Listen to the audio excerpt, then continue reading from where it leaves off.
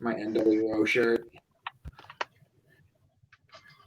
Hey everybody, how's it going? I didn't record a video earlier today. Usually I like leaving you with a positive message or some mind-blowing truth bomb, but we're going to do an hour of it tonight. So I've got Kary Adams, who you guys have seen before. Our interview went extraordinarily well, where she explained how to basically um, get out of the whole tax system.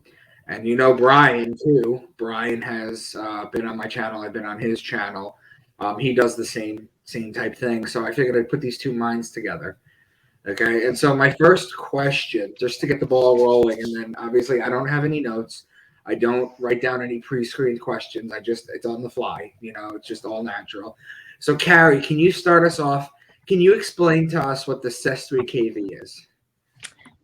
Yes. So first off, that is basically, it means like he who lives or between the living. So it's like a living trust. I kind of fell into that definition when I stumbled across something that said every taxpayer is a Sestike trust. And so I Now, there's two started. ways to say it, right? Because you just said it a different way. Yeah, yeah. So depending on, you're right, like which dialect you could say. SSTKV or STK, depending on your dialect, if you're using French or Right.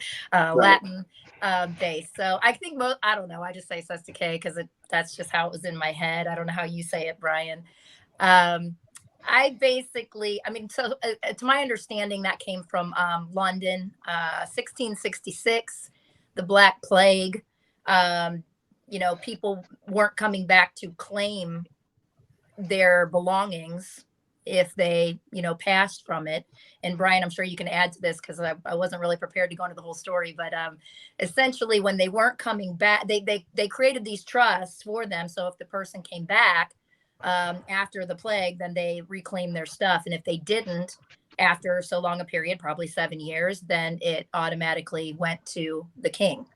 So Was that's a it little was it bit. the plague? Was it the plague or was it the Crusades? I knew it as the plague, but again, I wasn't prepared to look it up. But my memory's been a little bit. That's been a while since I looked it up. So Bryan, you might be Okay. able to lend to that a little more too. Right. Yeah, sure. The Sesquier Act of 1666, that was set up in England, and people have heard the term, it was done for people to say lost at sea is a popular one that's used. But really what happened was they had the plague sweeping through there and sweeping through Europe, and they felt that the best way to eradicate it was to burn the city. Which, I mean, it could kind of make sense maybe to some people that could take care of the problem. And at the same time, though, because of course everybody's going to leave, everybody's going to flee, right?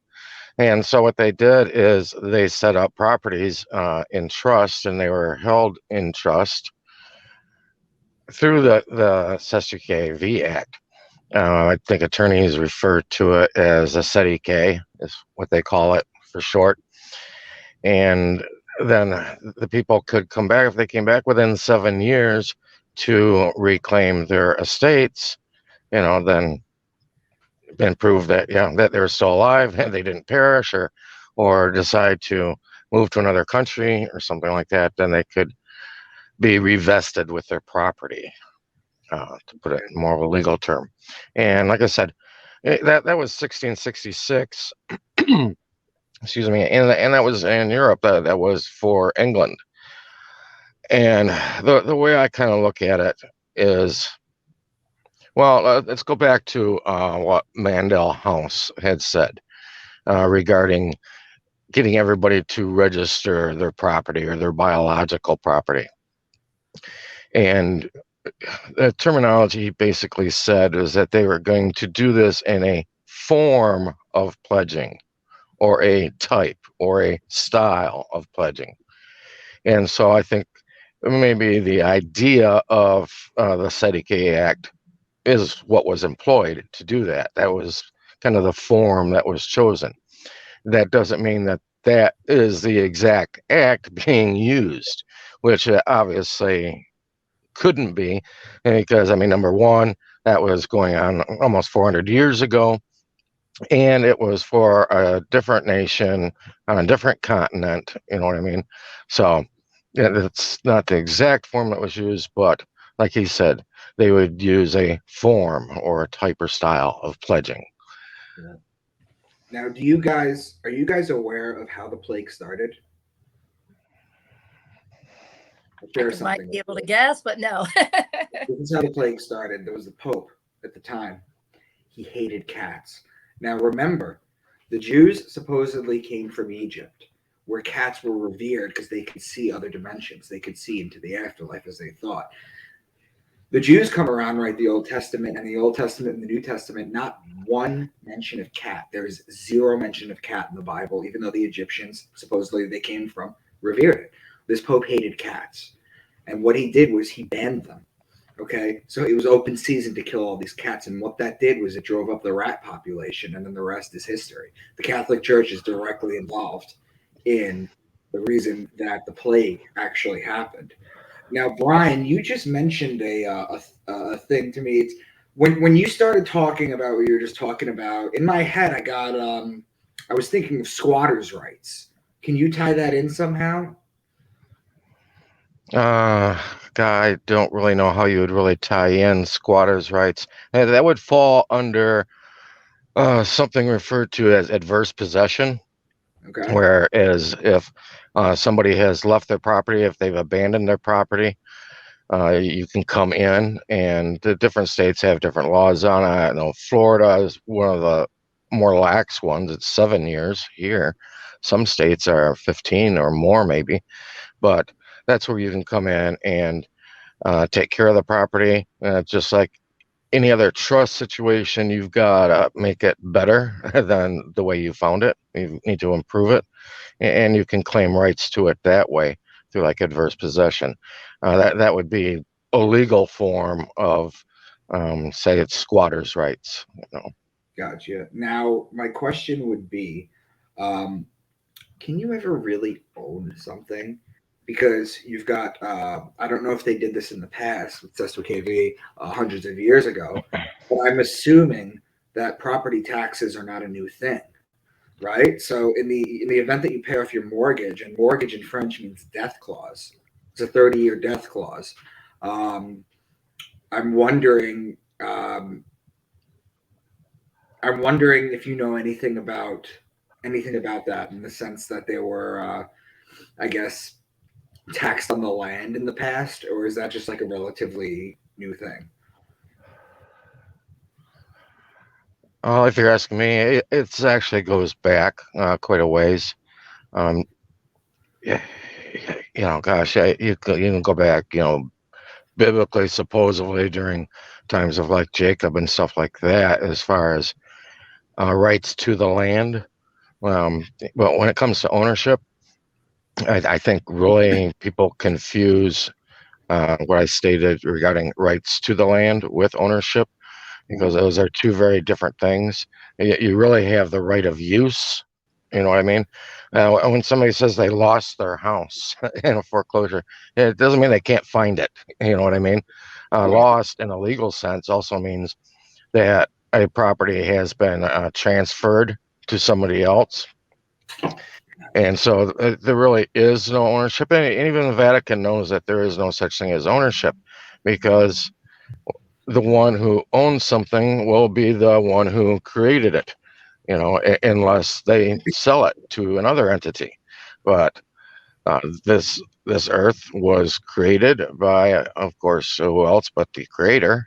And so the creator, who they nickname as God or give him that managerial title, it's really God's property, and you can't own it because he does. And that's why the Pope steps in and claims ownership to all the land and the people, because he's coming in as the vicar of Christ. It's the substitute of God here in the flesh. Now, And so they're even aware of that. Carrie or Brian, this goes to both of you. Are any of these decrees that the Pope just basically looked over at all the land and said, "I own all these souls. I own this"? Are those papal bulls in the vault? Good Go ahead, question. Kary. I haven't like read all of the papal bulls or anything, so I can't say definitively. Maybe Brian's come across something like that. Essentially, it's the office of and the claim. So that's how I see it, is that, and it goes all the way back, right, to the birth certificate and registering it. You kind of follow this path down through that. So you have to, I mean, the basic precipice here is to reverse engineer everything back, right, all the way to the creator. Which that was something that, you know, we kind of wanted to bring up tonight too, because it's so important, is understanding kind of that spiritual side. So Brian Parker, I really didn't ever hear anybody else say this. I love this phrase he always uses: the legal imitates the spiritual. So if they're basically claiming ownership by, or like, that's maybe not even the right word, trusteeship or beneficiaryship, however they look at it, to that particular property from that office, then they're going to make that claim. So again, if the Pope is standing up saying, I own all souls, and then myself as a soul would say that I own a property, I really don't, right? Because of all the registration that we've done. We've registered it over to the king. And if that's the representative holding that office that is managing that, then I can see why he says, you know, I own all souls. So as far as him, you know, making that direct claim, I don't know. I haven't read anything specific to it that I can recall offhand, but you know, all 10 years of research stuff comes in and out, as you guys know. Yeah, no, absolutely. So But you yeah, guys have been talking behind. As soon as I asked you both to come on the channel, you were both like, "Fuck yeah!" But then you guys started talking behind the scenes that I wasn't a part of, and you guys discussed there was a spirituality. Let's get into that. I'm just gonna let you guys go back and forth. Tie the spirituality aspect into this if you can. I don't care who goes first. Let's start with Brian, I guess. Well, Kary and I have been in touch for a number of years, probably at least 5 or 6 years, since I started up the original group, Tactical Sovereignty. And, you know, as far as how these things imitate each other, I think the best way to look at it is like through the lens of what we're just describing as far as ownership of property. And it really coming down to the right of use, or people know the word usufruct, for instance. What they have done, how they have mirrored it, is that, you know, God, the creator, owns the dirt. He owns the soil. He owns the sand. And the adversary knows that he cannot become greater than the creator, but he says he will mirror him. He will be like him, you know. And so now, instead of the adversary saying, no, now I When own you the say the soil, adversary, that's actually just another word for Satan. correct. I own the soil, or I own the dirt. Instead, now the adversary is saying, um, I own control of the land. I decide, you know, who gets to make use of it, who gets to inhabit it, who gets to live there, or, you know, whether you get kicked off that acreage and somebody else has moved on to it. Yeah, but, and I should be able to quote basically chapter and verse, but this is in the canon laws where these claims are made by the papacy. And, you know, people can claim anything they want. It doesn't make it so. If you get in and read the canons, which, by the way, the Attorneys Association also have their rules laid out, and they're listed in canons as well. All right. But to look at what's been done is, since there can't be a claim on the physical man or woman, just like there can't be a claim on the actual dirt, then what they do is they throw on like an artificial overlay. And that's where your juridic person or your legal person comes in. And this isn't just theory. This is even referred to in the laws. I've seen it in laws for different states and in the United States Code when it's referring to the natural person versus the juridic person. Okay. So, Can Kary, can you define that a little further? Because you have, first of all, you use the word person. Okay, and person Words mean things. I tell people all the time, it's why it's called spelling, okay? Because it literally casts spells, okay? And the words that you use have a genesis to its origin, where the soul and the intention still applies to. Jordan Maxwell talks about church, going back to Kirk, going back to Ceres, going back to Circes. He talks about all of that. But when you're talking about, oh God, I guess when you're talking about this, well, I wanted to make a comment. Number one, um, lawyers, when they go to law school, as Jordan Maxwell says, they don't learn law. They learn procedure. Would you agree with that? Yeah. They're all courts are administrative.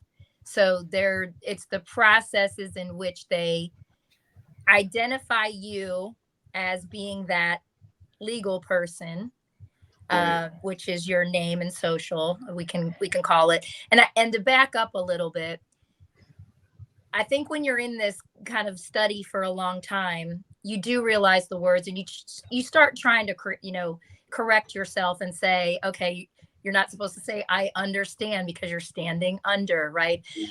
We try to do that, but I think it's kind of common speak as when we're talking is like, okay, your natural person or your legal person, which one are we talking about here? Just real quick before you go on, can you define person and citizen for everyone, what their true meanings are, Kary? Yeah, well, as you know, person, we talked about this on the last show, for Right. anybody that didn't catch up on that, but there is a connotation for monster there as one of the definitions. Right. I always hear phonetics first. Purse on, right? Your purse, your money. I guess that's kind of how I always related it. The money is in the purse. The horses win the purse. Everything was the purse on. So the monetized side of it is going to be your legal persona or that name and social security number, just for simplicity's sake. And then we refer to it, I guess, as the natural person, which would be the living being. So we can distinguish it by saying legal being. I think just in our circle in general, we say, oh, you're natural person or you're legal person. But when we say natural person, we kind of are talking about more the living being, because there is a distinguished thing. And then like that, once you know that you are the created one, right? You have that omnipresence inside you. Now you start understanding why the people have all the true power. It's just which side of the fence are you speaking that truth from? Are you speaking it from the legal person side, where you don't know that you shouldn't really say that you're a citizen, because situs is situs in Latin, which is, basically where property sits. So that where you're sitting. So they've venued you, right? Revenued you onto that public side, that legal person, in order to gain revenue, right? That's how they monetize that specific. So is it fair to say, we keep talking about living person, and anybody who's actually looked into this kind of stuff before has seen people in court constantly referring to themselves as the living man or the living person. Bryan, can you explain, one, if that does anything, but two, does that work? And number three, I'd like you to explain, basically, if you can, how the court system is ecclesiastical, and it's basically just mirroring the church.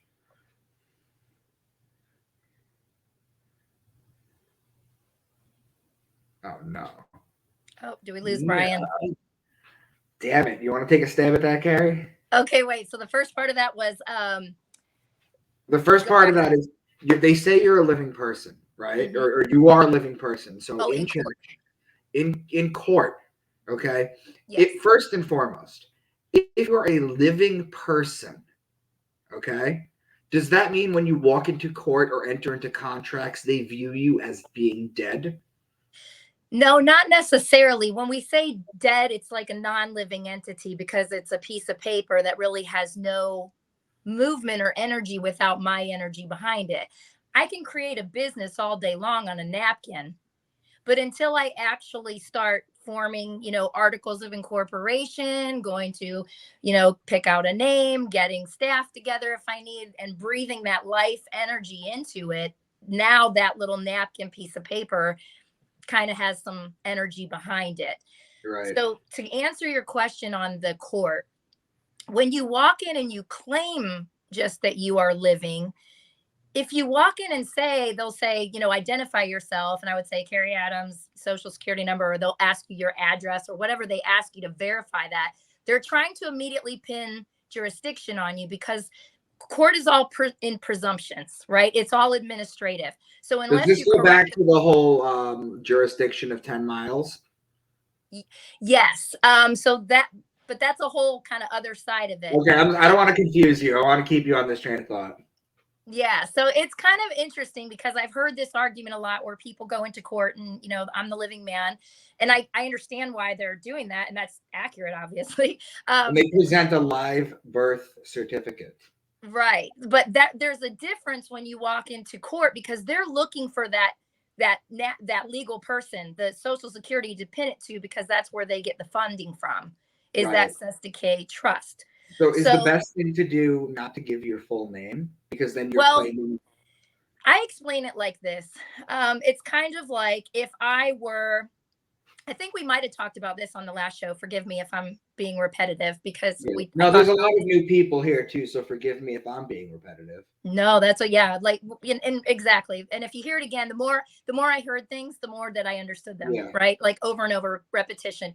So essentially, if I want to open a Golden Arches franchise, I want to get in trouble for saying anything I shouldn't. If I want to open a franchise with them and I decide that, I want rainbows and hearts on my arches because I'm of a specific affiliation, then they're going to look at me like, what are you talking about? We own this. We own the rights to it. We created that. That's all our creation. Therefore, we have the rights to it.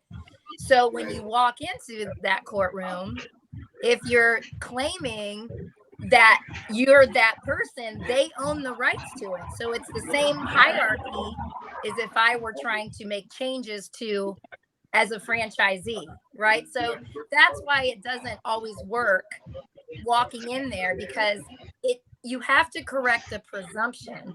And Bryan's done an amazing job, which is I'm actually kind of one of his students, if you will, because he was the first person that I found that really laid it out as to how we correct those things.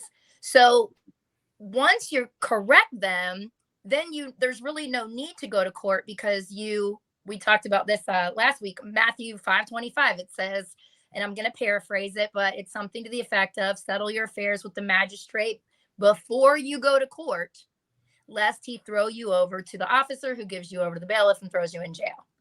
So those kind of things kept popping out at me as how to handle, what I was doing. And then I, come across some of Bryan's work and his, claims to life and things that he was doing and recording. And I'm like, whoa, this is letting them know and putting on their record what we should be doing and establishing the difference between that natural being, that God created being, or the one that they created in their organization under their little franchise, if that makes sense. I'm using franchise word just to kind of explain kind of how they've done it. So Sorry, that's why it doesn't really work to just go into court. And, maybe for some people it has. I heard a beautiful story of a woman and she was terrified. She just started learning this stuff. And she went into court and she just said, I don't want to be held as surety. Don't want to be held, for surety for that security. And so when she signed her paperwork, she signed it in only pen she had, which was red ink. So as you go through this journey too, you'll understand that the ink colors actually have a significance as well. They do in business too, right? What was that? They do in business too. Yes. Yeah. So you've got your blue ink and your black ink. And if you notice on a lot of court stuff, at least I do, a lot of the judges and signatures and things will be in blue. Well, they have to be. Do you know why? I don't know actually why. Brian probably doesn't. I'm sure I've read this before, but again. All right, I'm going to explain it to you because it's the same thing in business. Okay. Because it's an original copy. When you photocopy blue, it goes black. So when you sign something in blue, it's an original copy, and that's what they need. Yeah. So there you go. Because we're always asking for, wet ink signature, right? The original copy or the original of those, not the copies. Right. So that's kind of why it doesn't really work to just start claiming you're a man. Like clearly we're all beings. It's just which persona are you operating under when you walk in that room? And that's where it becomes the legal imitates the spiritual, because you have to kind of tear that veil. And I started seeing it with, the courtroom was the like synagogue of Satan or the synagogue of the adversary. Right, with the black robe, with the judge, the priest of Saturn, right? Exactly. So that legal person is what they created, which isn't a living entity, right? So that's where they get the dead entity. It's not really living, right? It's just a piece of paper somewhere filed with your name. It's your social security card in all caps. It is, yes. So that, capital makes you human capital, right? So that's why I don't really agree with, going into, and again, remember folks, this is all trial and error. I mean, it's kind of like we're reading this stuff and we're reading these books and we're trying to comprehend what they've done. Kind of like with my story where I was like, well, they must have made me a federal employee somehow. Right. How, how did they do that? So again, everything is just reverse engineering and asking the why. And once you start understanding what the why is, like a whole new world opens to you. And you're like, okay, now I understand the why, so I can speak to what it is. And again, I try to keep things uber simple. Brian is, he's a brainiac. He's probably one of the smartest humans on the planet, in my opinion, because not a lot of people figure this out.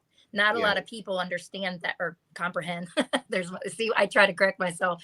Not a lot of people know that you can even, record a claim of life.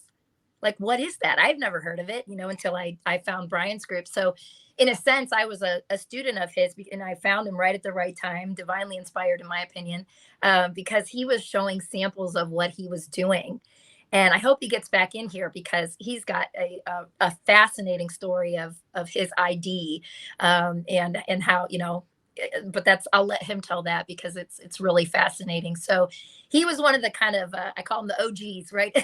He was very brave because he went on Facebook and opened this group. And I'm like, whoa, like you got to have some serious, cojones. Let me put it to you this way. Okay. If you're you're married, right? Or no, you're not. Well, I was, but yeah, right, it's kind of going the other way, but we'll leave that for. I'm sorry. Okay, but hypothetically, well, I'm married. Okay, let's say you cheat on your wife or your husband, right? When you come back, would you not be off? Would you not tiptoe around the problem, even if a ton of people know? Wouldn't you be very careful? Yeah. Right. Yeah. Okay. So if this whole thing with and the reason I say that is for this, to make a comparison. If you're talking about this whole system just being a house of very wordy cards, right? Why would they hire 87,000 IRS agents? Why would they just throw more at it? Just to get a little guy, the $600 on PayPal, right? That you have to claim now. Why would they start doing all that? I'll tell you what's happening right now. And I don't want to go too far into this because I'm kind of newer in it myself, but what is happening now? We'll let Brian pick up where you leave off. Okay. Yeah. And if he wants to go back and add anything to the, name in court too, I'm sure he can add to that as well, even though I know he didn't hear the part I said, but, oh gosh, sorry. I hate when I jump off topic because then I throw myself off my train of thought. 87,000 agents. Yes. So right now there is a big movement where multiple people took the IRC, which is IRS codes, and also the Treasury manual.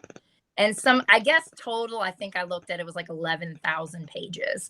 And one guy apparently read the whole thing And then there were multiple people who started study groups on it and broke it up into sections, bringing all the information together. What they found was, and this is just a movement that's happening right now. And so you understand why, if your tax returns are, if you do pay taxes, why your returns are late and all this. There are this is just my estimate. There's 9,000 people in the two groups that I know are doing it. And what they're doing is requesting audits from every single account that they've ever had.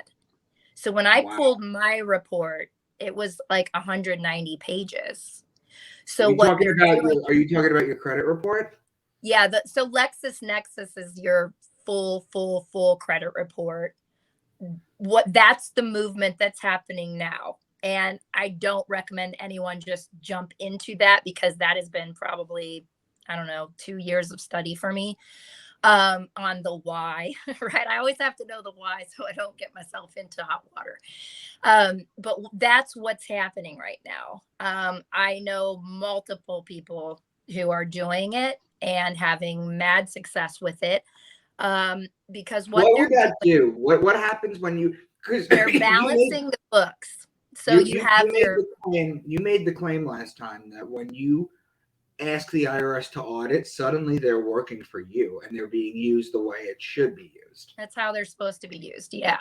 So a lot of people have now figured this out, and they're following what it says in the Treasury manual in order to request these audits. And you're not even really requesting them. You're more telling them, because it's, under your legal persona name. Now, what would be the purpose of auditing everything? So let's say your mortgage was sold 5 times and they created identities, and people are finding now when they request certain documents that their names have been signed on things. So that's identity theft. So they're now basically going in, and it's not an easy process by any means. It's a very thick process. Okay. I just want to make inherently clear. And it takes some study and learning, but they are going in and requesting audits on every account to make sure that they haven't been identity theft, victims, and also that the accounting is now balanced. So we know we live on the national debt side, right? We're all aware of that by the loans we sign. What they're doing is they're balancing the books from the public side and the private side where they have credit. So that's what's happening now. And that's the reason, I believe, because I went on the IRS website and I was looking at it, and it had a notice on there that they were 6 million documents behind. Now, I know from some of the study groups that I'm in that they are submitting boxes of paperwork to be audited. So this is happening. Like, it's no joke. And I think that it's gonna be a big can of worms here pretty soon. And I'm told by someone who's actually working with the Treasury that they know, basically, let me just be clear. They know the book has been opened. And now what seems to be happening is they are creating people that can help process what's going on here, because they're signing with their beneficiary signature on cover letters and things like that. So they're distinguishing that they know they're the beneficiary of this trust, and they want to balance those books, which what that's doing is erasing the national debt. Which you said, and it blew my mind last time. So, Brian, this question goes to you. Forgive my ignorance on this subject, but the way I see it is basically this. You have a credit card for $1,000, okay? And you can't really pay it. So you take out a credit card for $2,000 and it pays the $1,000. And as you go up in these financial interests, when you hit the Federal Reserve, that's it. Ain't no more money besides what the Federal Reserve prints. Now, if I take out $1 from the Federal Reserve, they charge with interest. So I end up having to pay $1.08. So the only way to physically pay the interest is to take out more money. So it's a never-ending cycle that benefits the Rothschilds and the Rockefellers, the DuPonts, Morgans, all of them, until the house collapses. But do you agree with Kary? When they balance this out, I want to understand how this could fix the national debt. Well, number one, there's not going to be any fixing the national debt. I think it was Hamilton was the only president underneath him that the foreign debt was all paid off, right? I think And that's something very specific to look handled at. national debt. Yeah. Or Jackson, yeah, Jackson, correct. And when you look into that, it'll say that all of the foreign debt was dissolved, and they're specifying foreign for a reason. Excuse me, because the majority of the debt is really coming from the Treasury, which is essentially a third party. You know what I mean? We all know that the Federal Reserve is neither federal nor is it a reserve. There are none. Right.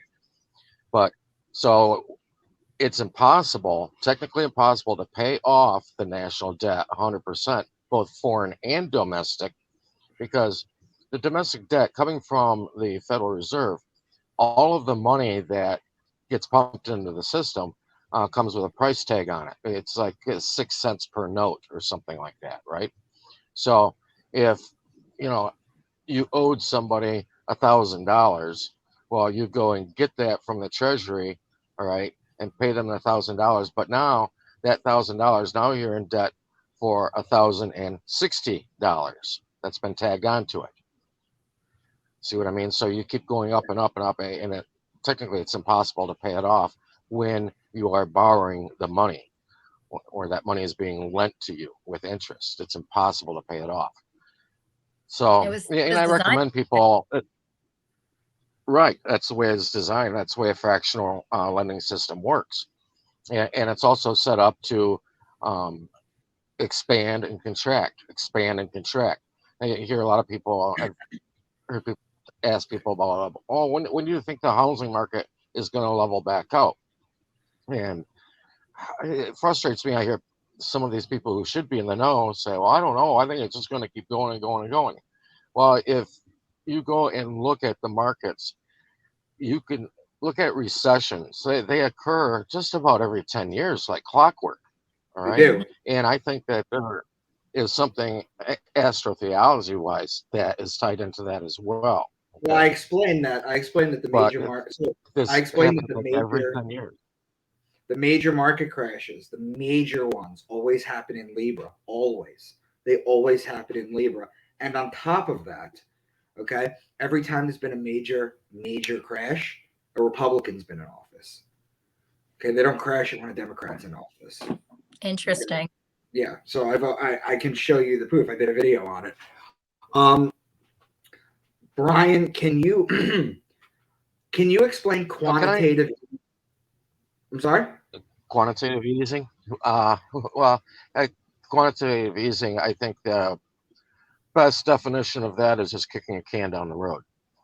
But I want to refer to something as well with the IRS and the situation that's going on there as well.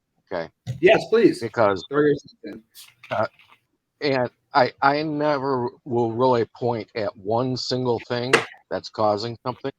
I think there's many things at play, and there's something just as big at play within the IRS system that most people really don't know, because we're on the outside, watching what's happening, and we don't really know what's going on the inside. You know what I mean? So a lot of it is speculation.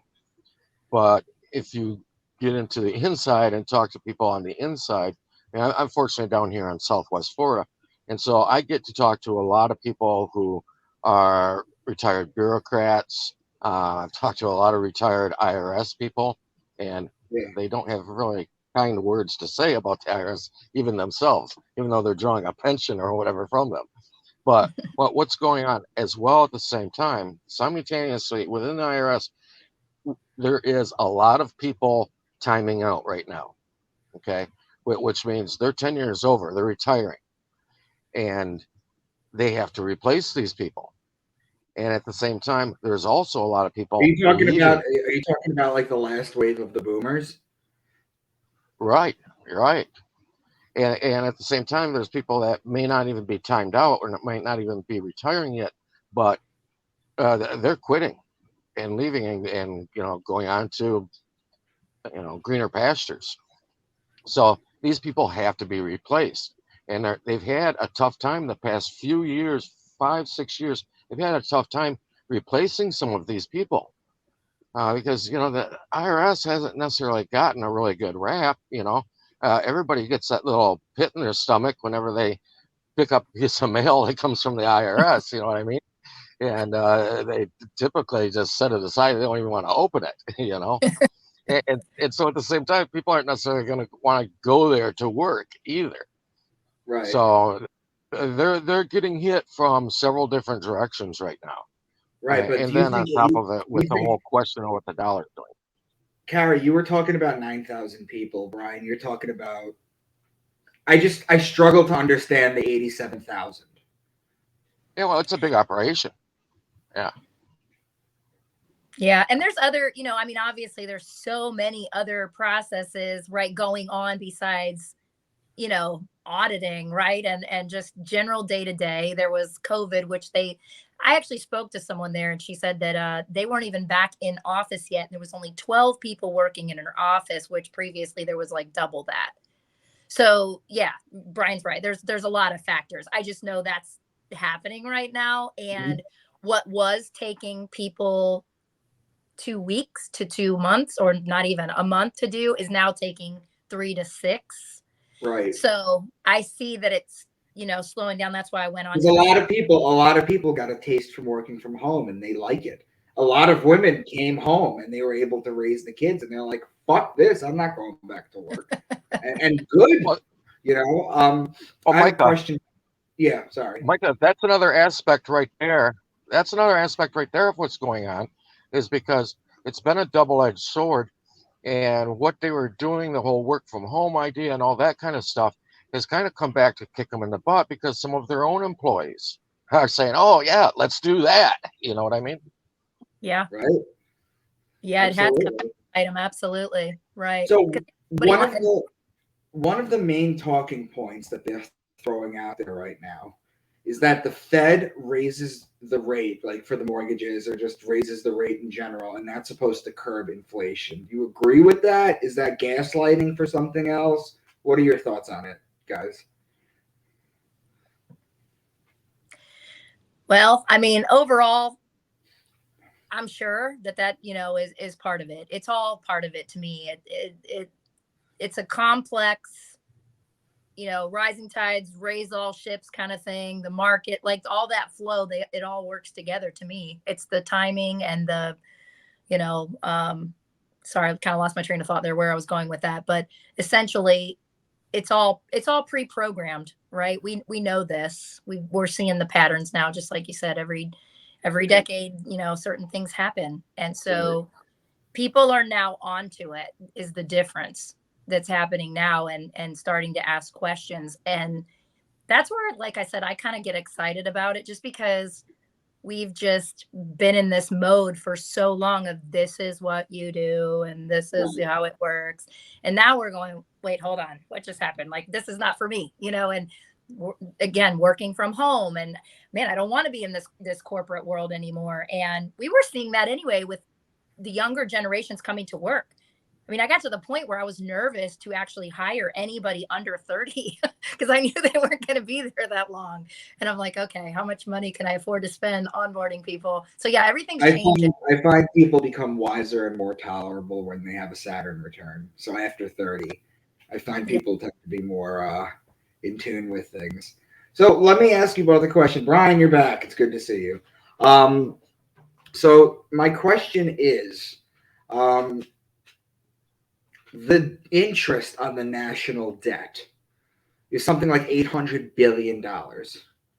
Okay, that is paid, but Yeah, they're sorry, not actually paid. Sorry. you're kind of funny. All right, good. The national debt, the interest at 30 billion is something like 800 billion. 30 trillion is something like 800 billion. They make they make payments on this. They pay the interest on it. Are they paying down the principal? And how much debt do you think, until the people that run the newspapers, run the countries, do this, do that, say enough is enough? When do we become insoluble? We don't become insoluble, and the reason why is because the average Joe really doesn't know how the whole financial system works. I recommend people to go get a Chicago book, the manual on banking. Explain. They had that out of print for a long time. It's only been back in print the past several years. But what people don't realize, we all deal with the FRNs or the USD, United States dollar or Federal Reserve note. That's what we're all dealing with. And we kind of think that that's how the system operates when it really doesn't. The poor people, the serfs, use the Federal Reserve notes. The rich people operate in credit. That's what their money is. That's what you said, Kary, last time when you had that meeting with the drunk guy. Yeah. And he was like, we don't use money. Like, I'm sorry, what? And that was like, again, these things kind of divinely come to you, right? And it makes you think. And so everything was kind of a little stepping stone. I'm like, wait, what is he talking about? They don't use money. So, absolutely. Yeah. People need to realize as well, when you're listening to whether it's a representative on TV or any of these people talking from the Treasury, and they kind of act like they're throwing stuff at the wall to see what sticks. You know what? You cannot freaking believe them. All right. These people know exactly what every little tiny thing does. Yeah. Right now, you're talking about, raising the interest rate, a point or a quarter. Are you talking about when Janet Yellen comes out there and just blatantly lies to everyone? Yeah. Everything they say really is a lie. They know. There's a site you can go to. It's called FAR. I believe it's called the Foreign Acquisition Registration. It's also listed as FARM as well, Foreign Acquisition Registration Matrix. Okay. And within this system, they know what's going to happen with everything. I was looking at a chart a few weeks ago where they were looking just at deaths. Okay. And they were looking at deaths as far as suicides and murders. And they found that they could adjust that and tell what was happening with those just according to unemployment. When unemployment went up 5 or 6 points, you started seeing a lot more suicides. When unemployment was going up 6 to 7% more, you started seeing a lot more murders taking place and occurring. So there's a lot more crime going on. They know every little thing. If they tweak it a quarter point, half a point, they know how it's going to affect every sector of society. So Wow. no, it's not like they're clueless. They know exactly what every little tiny thing they do is going to affect and what it's going to cause. So, Kary, I have a question for you. You know how the world trades in the petrodollar, which, correct me if I'm wrong, but Nixon is the one that put that in place, right? I think Nixon put it in place that we're to trade oil in the dollar. The world would do it. And you'll find countries like Libya, Iraq, Saddam Hussein, Muammar Gaddafi, when they wanted to start trading in gold, that's when America had to bring some freedom, right? That's basically what happened. If more countries start trading in gold instead of the dollar, could that bring us down financially?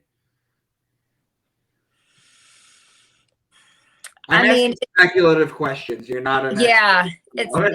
It's hard to say. I think all of it is kind of it's just a perception, right? I mean, if we what was the first forms of money? Shells and salt, things like that.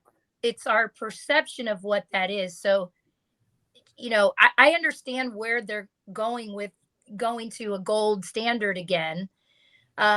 I don't know if that's really going to fix the problem because, on the other side, we kind of know a little bit more.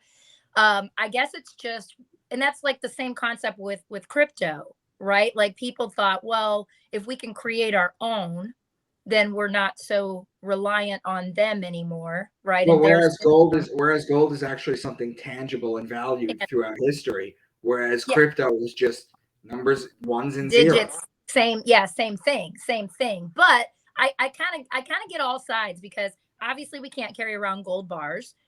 Crypto gets super sketch, right? Although the only thing I actually did like about it was I actually created a crypto. I just wanted to see how easy it was or how hard it was. I created one in 30 minutes, and we actually got together a team of people, and we were utilizing people's hard drives in order to do medical things, look for biomarkers, and we were rewarding them and it's just the same thing, like you get little stars on Reddit or whatever those things are, right? It's the same kind of system. They're all the same, just different names. I don't know if the gold standard is going to fix everything. In my opinion, no. But I mean, I guess there's solutions. That's a really complex question, just because That's of fine. all the Bryan, different sides we know about, I guess. So Bryan, do you have anything to add to that? Any thoughts you got? Yeah, I think the best thing that people could do, I mean, we looking at a lot of things at the macro level. Yeah, I think everything really needs to start at home, needs to start in the community. It seems like whenever anybody's ever messed with the money, that is when they get in trouble. You brought up like Libya, for instance, and you even look within, the so-called truth movement, people like Winston Shroud or whatever. Whenever anybody starts playing with the coin of the realm, that's when the hammer comes down. You know, Right. and when we're going out to other countries, supposedly spreading democracy, I think instead of that word democracy, we need to replace it with the fractional lending system.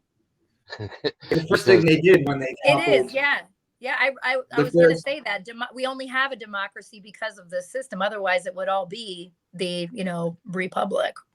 well, the first thing they did in Libya when they toppled Gaddafi, aside from shoving a stick up his ass, was to build a central bank. That was the very first thing that they did. The very first thing.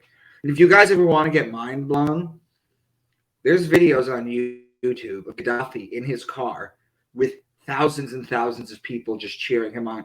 Look at what Libya offered people before they got freedom. I say this jokingly because we bring freedom. That was the whole George Bush thing. That's what we do. We go over there and we fix things. We install dictators. We put central banks. That's what we basically do. Yeah. yeah, we fix things. We give them a fixed system. Yeah. Yeah, in Libya, you got married. You and your wife received $50,000. Right. You paid little to nothing for health care. You paid very little for electricity. Gasoline was, I think, gasoline was 8 or 14 cents a gallon. If you Yeah. wanted to start a farm, forget it. They gave you $20,000 land and the seeds. Libya If was, you wanted, yeah. if you wanted to go to college, they would pay for your college. You got, free Not education, only and that, but if you wanted to get a degree in something that they didn't offer, they would pay for you to go abroad. they would pay for you to go abroad, and also give you a monthly stipend to live on. Correct. Yes. Come on now. That's the thing, when people, it's kind of this whole thing when we're starting to see that everything that we thought was, it's opposite, right, of what we thought it was. And here we think, God and country, and this is who I am. And then we find out that's not who we are at all.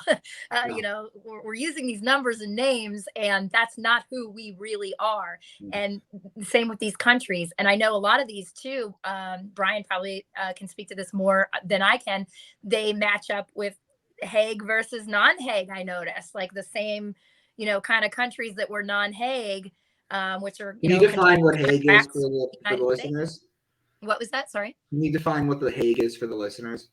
Yeah, sure. So it's basically like how they contract with other countries.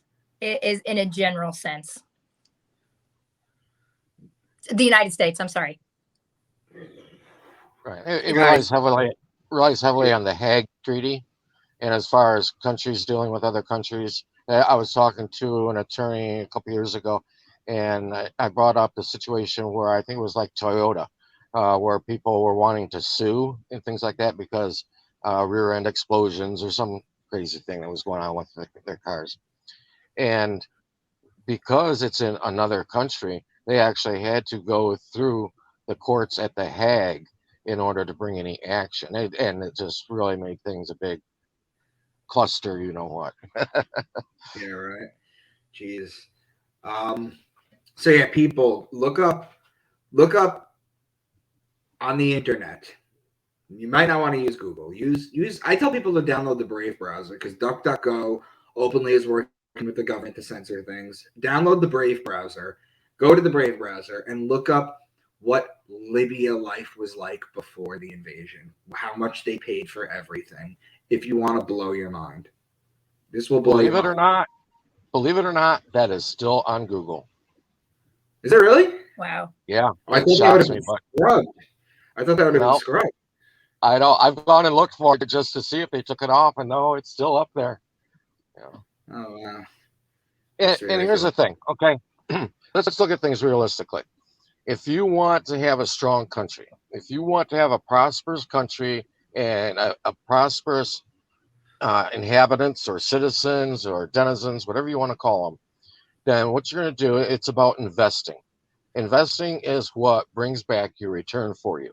So you look at the US, it's so heavily vested in companies like, say, Coca Cola, Disney, you name it.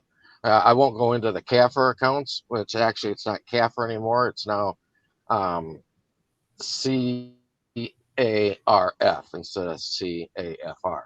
But they go Uh-huh. and they invest all this money in these other companies that brings back great returns for US Inc. Well, if you really wanted to incentivize people to pay taxes and to become part of the 26 CFR voluntary taxing system, then what you would do is you would be giving people dividends because now your taxes isn't just something that you're paying because supposedly dirty old Uncle Sam says you owe money.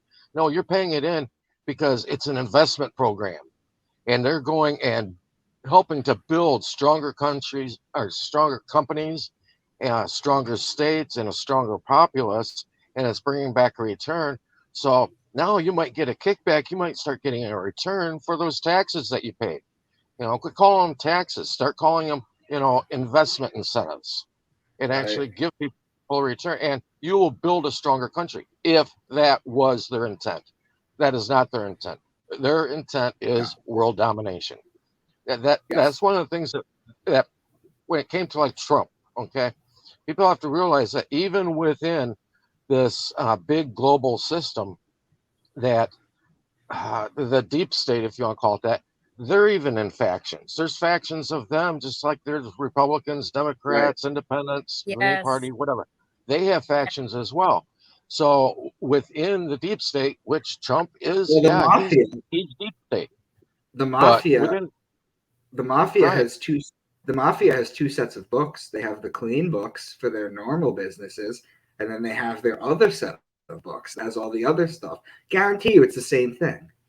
well, that's where they learned how to come up with the CAFR accounts. That's where they learned it from. That's who taught them when they went and took out the mob in Chicago. But the situation with Trump and what happened there is that the faction that he belongs to wants to have, guess what, a stronger USA. And why does he want a stronger USA? Because he's got businesses here. He wants to make money. You know what I mean? And so he wanted to have a stronger homeland. Well, this other faction within the deep state, what they want to go after world domination. That's their goal. All right. Well, and I think Trump's attitude was fine. You want to take over the world, that's good, but you're going to have a strong foundation first. And he was after the strong foundation. And Right. I think right now, what you're looking at basically is no different than a drug addict that they're going through their cushions, trying to find every cent and penny they can. They're trying to sell anything they have. If they can sell some of their neighbors' crap, they're doing that too. And they're just trying to pull in every little red cent that they can right now. And this is uh, what does Scripture call it? It calls it the birth pangs, and that's Yeah, what Brian, I saw they're something saying. on that recently where the Pope had called in like all kinds of bonds and things like that. And I was like, there it is. Yeah, that was the end of Libra. I thought there was Yeah. going to be a crash, but there wasn't because there was a Democrat in the office. I talk about this. Yeah, everything had to be recalled to the Vatican's bank. Everything. Yeah, they're calling in debts because they're even losing their populace. Their churches are emptying out. Look what happened, through this pandemic here the past couple years. It only takes changing somebody's habits 30 days before you've made a markable difference in how they behave. And so if you keep people from going to church for a month, guess what? You've just set a new lifestyle for them. And Yep. going to church isn't part of it. Yep. Just like Yep. working out or anything else. Yeah. Yeah, 30 days, right? It's set the new. So I did have another question. I wanted to tie this up back with. I wanted to let you guys go back and forth, and I'm actually going to run to the bathroom, but I wanted you guys to I wanted to finish this off with more about the spirituality that you guys were discussing. I'd like to try and leave this on somewhat of a positive note. So if you guys if you want to share what you guys were talking about before you guys came here, I'd really appreciate it. Sure. Well, Oh, go ahead, Brian. Sorry. No, I say go ahead, Kary. Yeah, I would discuss this on a call that we did a week ago as well. Yeah, Brian has an awesome show. So, I'm sure Micah can link to all that good stuff too. He's had a wonderful group of resourceful things for us on Facebook at the Tactical Sovereignty groups that he runs. And just a lot of really cool information comes through, and it's like so overwhelming. Sometimes you can't keep up with it all, but each part of it kind of leads on your journey. But I resonate a lot with people who get the spiritual side. I just kind of a quick background on me. I went through a nice cancer scare and got really sick and fasted in order to cleanse and heal. I didn't want to go through chemo and radiation because I just watched my aunt lose both of her breasts, and it scared me. So I decided that before I went any other route, I was going to go natural and, kind of fasted. And while I was fasting, a lot of visions and things come into your mind, and you dream very lucid dreams. And I started writing them down and putting a dream journal together and kind of connecting the things that my spiritual background had shown me. And I'm like, whoa, that's actually a Bible verse. And I'm starting to connect the dots. And before you know it, I'm just deeply engrossed in the Bible now for a completely different reason than I was years ago, studying to be a pastor to help young girls. So I just kind of went through that scare, and it really awakened me to what was going on. But the Bible had this layer to it where it had commerce and merchantry. And so I started seeing all those things, and then I couldn't get enough. And I'm like, oh my gosh, this is really amazing. Like, I got so deep into it, and the etymology of the words, like you talk about, Micah, that I literally had to just put it down, and I just kind of cried, and I was like, okay, what is this book? Like, I've known it as this my whole life, right? And then this spiritual experiences start happening to me, and where you really, for lack of better words, you kind of really understand that you are part of the Creator and how the omnipresence works, which was a beautiful thing. And I'll link that back to Micah's video on what is God, because he kind of covers the scriptures on that, which I found very fascinating because it had linked to what I had seen when I was going through cancer. So when you start to understand the Bible is the top layer that they have built this whole thing upon, right? And using the Roman Catholic Church, you then have to start kind of weeding through going, okay, well, which is the part that they're using for the law and which is the part that they're using for the spirituality. And you see that they're kind of layered nicely on top of each other. And once you understand that omnipresence within you is what actually gives you your power, because I mean, as far as I knew growing up in church, like, all men are created equal, right? Like, we all put our pants on, we all have skin, we all have these similar things, we all have different mindsets and journeys. And I feel like, maybe that's the creator expressing himself or itself, or however people want to refer to it. When I had that experience, it seemed more like energy, which, electrically speaking, we have the male and the female part, and we put them together and we create a spark. Even in birth, this happens. Scientists now see a spark. So it's the same when we plug something in. So for me, I was always looking for that kind of feminine aspect, which was interesting because when I started having the visions when I was fasting, I started seeing how the male and the female energies come in play, positive and negative energies. And that took on a whole other electrical level, which there's kind of a layer in there as well on that. And of course, anatomy, as you know, and I'm sure you've taught a lot on, Micah, especially, coming from the Santo Spinaci world, because that's actually, I think, how I found him, is I started seeing the bones in the human brain are related, and I started searching, and lo and behold, there's Santos's work on some of that. So it all layered for me, and I just started really going, whoa, this is like, have I, a million questions went through my head. Am I reading this correctly? Like, then I started, going into different languages and etymologies to understand a little deeper. And I literally just set it down like, okay, what am I supposed to see here? Right? Ask and you shall receive. I need the knowledge, I need the wisdom to understand this, because quite frankly, I went through like a 6-month period of just being completely overwhelmed of, what is it that I'm reading? It's not what I thought it was my whole life, right? Coming up through the church system. And so that was a big awakening for me. And it was also very isolating at the same time, because I couldn't really explain this to, my church going friends and people that I had studied in the Bible study stuff with. And as I'm finding it, and I would drop little nuggets like that, of course, they're like, where are you getting that? Or how do you see this? And so it was a very isolating and very kind of lonely journey, but I'm very grateful for it at the end of the day, because if I hadn't, gone through cancer, then I wouldn't have fasted. If I hadn't fasted, I wouldn't have had visions. If I had visions, I wouldn't have, seen things a different way and started searching. And so everything was just a really nice stepping stone for me, regardless of that experience. And I always say this, I never wish cancer on anybody, but I wish the mindset of it on everyone. It will change your life.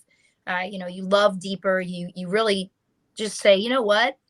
I had it all wrong. I've had, when you see that, you feel that love. I will never be able to put this in words, but when you feel that love and you experience something like that, it changes your whole life, the way you see people and treat people. And again, I kind of look at it as like, well, is the creator experiencing themselves on itself or himself on on this path to understand what that is? Because otherwise we have no point of reference, right? We have no point of reference from what good or bad is, or, I don't know. I mean, we'll never know, the answer to that probably in this lifetime, but it just opened my mind to what am I missing here? And the more you start to say, I don't know everything, I'm wrong about everything I ever pretty much thought, nothing works the way that I thought it did, the information came in. It was like having humbleness and gratitude and just saying, okay, ask and you shall receive. I need to know, right? I'm just, okay, right. I need to know. So then it really changes things. And some people may look at that in a bad way. My dad did. He was like, oh, you're falling away from the church. And what are you doing? And, and that's where it's very isolating, because you start to see these different layers and you're like, just like you, Mike, what am I wow, this whole astrotheology layer is here. Like, what are we reading? What are we talking about here? So I think just for me, understanding that I do have that omnipresence in me, which we all do, and starting to say, okay, now from that aspect, again, moving backwards, right, into that, now I understand that verse, what is it? Don't ye know ye are gods? That always really confused me in my church world. And now I understand that we are, co-creating, right? Our thoughts create the energy that creates a toroidal field. That's going to create electromagnetic energy that creates the electricity. That's the thought. Now we've put the energy into motion. All of this is, to me, energy, and it's all the spiritual side. And I really feel like if you don't look at it that way. And I'm going to be a little bit biased here because of my experience. So forgive me. But I really feel like if you don't have that piece to it, you may be coming at it from a different perspective. Like, well, I just want to figure out how to get all my bills paid off. I mean, who doesn't? Let's be honest. Okay, we all do. But coming at it in like an inquisitive, you know, person who just wants to understand that whole side of it as well really changes your perspective to where you're not even so much worried about that. You're just curious of how does this like free my spirit, essentially, right? That's kind of how I'm an Aquarian, so we like to be free like birds. Like if anything confines us or holds us in, we're like, I got to back out of this. So this whole matrix that we're in was very much like that for me. And I think a lot of people, right, we go, do I even belong here? You know, you've had that kind of question. What's my purpose here? I don't, you know, I still am finding daily, I think my purpose here every day is to, you know, help or assist others in some way. I just, you know, humanitarian in me. But coming at this whole legal side, and that's why I love Brian Parker's group, and, you know, can't say enough great things about Brian. He's really, you know, like I said, I called you the OG, Brian. You're the OG of all this, right? Because he is, you know, him and the group that he was learning from educated people like me. And I'm so grateful for that, because now I'm like, I kind of see the end, and using, you know, some of Brian's words and things that he's looked at, seeing his, you know, beautiful documents that he's written. The man's a genius. I mean, you really are, Brian. And I'm not just, again, trying to I don't say know both about of you that. guys are. I mean, seriously, I'm very honored to be here because you both are. And I want to express that. Like, there's not a lot of people who see these layers. We just go about our lives saying, this is what we know and this is what it is. And it's really not. So opening your heart and saying, I don't know what I'm doing here. And that's where I was like, oh, thank you for Brian Parker, because I was very lost at the beginning. I didn't know. And, you know, they were way over my head. I told him this. You know, it took me a long time. I mean, I'm going on this better part of probably close to a decade now. And everything is just repetition. You can't try and tackle everything at once. You have to do one thing at a time. And the first most important piece is recognizing that spiritual side, that it is mimicked. The legal system is mimicked off that, and you'll get a whole lot further. With that, I yield. Thank you. Brian? Well, she talked about her cancer experience, and I think people need to realize that extraordinary knowledge is going to come from extraordinary experiences. You aren't just going to continue living your life the way you always do. I mean, there's some people that have to be, thrown on their butt and thrown into prison for 15, 20 years so that they don't have any other things, clouding their vision in order for them to study and research things. You have to have something that occurs to you, unfortunately. And I know when I died, I died and spent a month in a coma.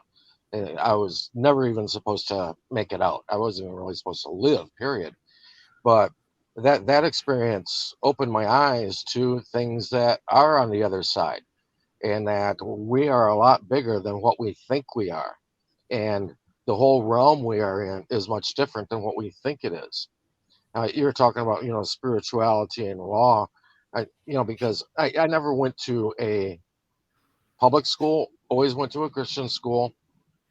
And so, I was fed scripture minimum 6 days a week. Okay. But there was a lot of things that really didn't make sense to me. And then when I started getting out and researching the legal realms, all of a sudden I was like, oh my gosh, this reminds me of that verse, or this reminds me of that chapter. Or I remember the same exact situation occurring in this book in the Bible. And, I tell people, whenever you want to try and figure out a problem, try and get as close to the beginning of it as you can, so you can wrap your head around what's really occurred. And so in studying the legal realm, I started studying USC, United States Code. That's where all law stems from the federal side. It stems from Congress. And I was going back and reading like our Title I, Title II, Title III, United States Code. And I remember reading that and I thought, gosh, this seems familiar. And I mentioned this last week, with Kary. And the second time I was like, gosh, I know this. How do I know this? And partway into the third time going through it, it dawned on me. I felt like an idiot. I was like, oh my gosh, this is the first book of the Bible. This is the first chapter of Genesis. This is the establishment of man. This is the establishment of jurisdiction, jurisdiction over the land, jurisdiction over the air, jurisdiction over the water. And it became just so obvious. And then more and more things that I was researching and experimenting with were coming back to show that they were following scripture. They were mirroring scripture with just about every aspect. You look at like securities with T+3 and some of their codes. Um, you look at how you have your bank account set up and that the borrower is servant to the lender. Even if you're receiving a minute amount of interest, of, pennies a year, you're still receiving something from them. So you're receiving a benefit. And he that accepts the benefit also holds the liability as well. And you can go in and make changes to your relationship with the bank account and see that, yeah, they are absolutely following that idea of the servant. He owes the lender. He's in a diminished capacity.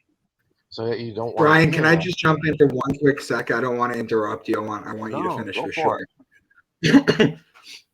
Have you ever taken a look at the Code of Hammurabi?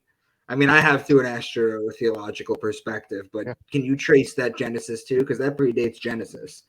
Can you see how like Right. trade and commerce and like responsibilities kind of build from that? Yeah, I recommend people read Code of Hammurabi. I recommend people read the Tibetan Book of the Dead. That's a very interesting book to read as well. All these things that you were taught in life by the church not to read, guess what you should be reading? Yeah. Yeah. Again, a very isolating move, but well worth it in the end. Right. Oh, let me give you a really good example on that as well. Take Paul. When I think he was put in front of the court like 3 different times, but one time he was in front of the court, he is retelling the story that he had told 3 different ways before about his experience on the road to Damascus, and that Jesus appeared to him and said, why do you persecute me? Is it not hard to kick against the pricks? And most people, when they read that, when he was reciting that in front of the court said to him, the defense, or not defense, but the prosecutor says to him, he says, what, are you mad? And that statement in the scripture just doesn't really make sense. But if people explore extra biblical information, they'll find out why the prosecutor was saying that to him. The prosecutor was going, dude, are you a crazy man? And the reason why is because Paul was quoting a verse from a play that had been written a few hundred years earlier that all of the Greeks there would have absolutely known. That was actually a common saying for them. It came from a play that had been done in Greece almost 400 years earlier. And so, if you know some of these other things, it starts making all the pieces of the puzzle kind of fall into place. And that's why I say scripture it's an awesome book for just all the hidden gems that are in it. It's like a treasure hunt. You know what I mean? And So, you're supposed to be examining it. That's what you're commanded. so I don't know if either of you two know this about me, but I mean, I teach astrotheology for Santos. I've talked to all the great astrotheologists. I've sent them my work. I was close with Jordan Maxwell prior to his death. But I started off 10 years ago. I watched a Santos Bonacci video. I watched 5 more of them. And then I went into a mental hospital for 3 weeks. I don't know if I ever told you guys or if you know this about me, but I had a complete mental breakdown from this. And while I Sorry, I was didn't mean in to my laugh, but no, it's okay. But we understand. While I yeah, was Get listen, you why. guys are sharing your stories. That was my break, and I was there for 3 weeks. Now, while I was there, they couldn't give you any pens. You can have shoelaces or pens because you could So I had like it wasn't a highlighter. It was like a really thin crayon, right? Or I had a set of crayons. And you know those blue books they used to give you in college to write your essays on? Right? I was Yep. in there for 3 weeks and I wrote my first book in the mental hospital with a crayon Wow. on like 30 different stacks, which turned into my 9-book series. Jordan Peterson, for what you like him or dislike him, he says that the pathway through enlightenment to enlightenment it needs to go through a pathway through hell. That's why there's not so many enlightened people. You do not come out on the other side able to help people or to explain people what you've been through or just how you see things unless you've had a life-altering experience like that. You have to go through the fire. You need to have your entire reality shattered. And it just makes you angry to realize that if we were teaching children all the kind of stuff that we talk about, what the world would actually be like. Okay, because the reason it's so mind-blowing is because you've been lied to your whole life. Okay, the problem with church, the problem with synagogue, the problem with the mosques is twofold. Number one, they're teaching the literal version of the holy texts. Okay, which if you read it literally, you're going to have a problem because that's never how it was supposed to be read. And number two is it makes you believe that there's an infinite being, okay, that you are somehow separate from, that will judge you at the end. And it scares the shit out of you. Okay, they'll tell you, this is the religious talking, that he's infinite. All right, I'll play that game. Well, if he's infinite, how am I separate from him? And when you come to that realization and you realize that everything is God, okay, because when you're talking about it on a micro level, okay, you're talking about this highlighter. Well, this is number one, this is part of infinity. And number two, at the Planck level, okay, string theory says that these strings are vibrating this thing, which is giving it its color. Everything is energy. Everything is energy. So when you talk about that, nothing exists outside the infinite. Everything is God. And when you realize that everything is God, the good, the bad. When you come to that understanding, then you no longer ask where God came from because God is everything. Where God is or where God came from, that's a question within creation. And God is not within creation. God is creation and outside of creation and everything. And that's what I try and share people. That's the kind of realization that I came to. And you'll lose friends and family over it. The Book of Yeah. Thomas says that though too, doesn't it? Yeah, Gospel 77, split a piece of wood.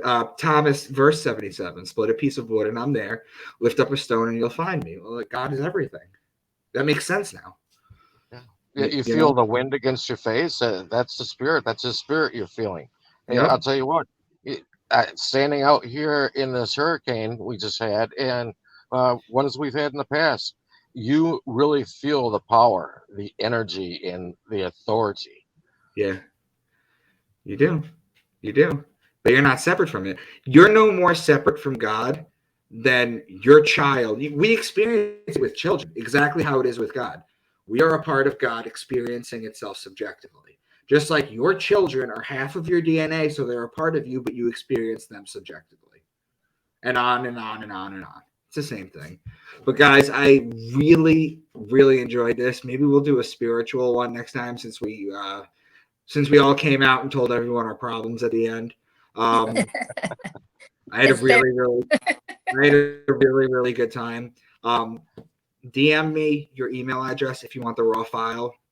Okay, Brian, if you want to put it up. Kary, I don't know if you have a group or if you want to share it, you're more than welcome to. Okay. I want to thank everybody for listening. I'm going to put this up right now. So I have to download it and then upload it. So we went an hour and a half, guys. So much love. I will talk to you guys soon. Keep on rocking. Keep on doing what you are doing, beautiful people. Much love to you guys too. And thank you for having us, Micah. It was very sweet of you. And I appreciate the opportunity to talk about this at all times. Absolutely. Learn who you really are, where you're really at, and where you're really from. That's what it's all based on. Absolutely. Absolutely.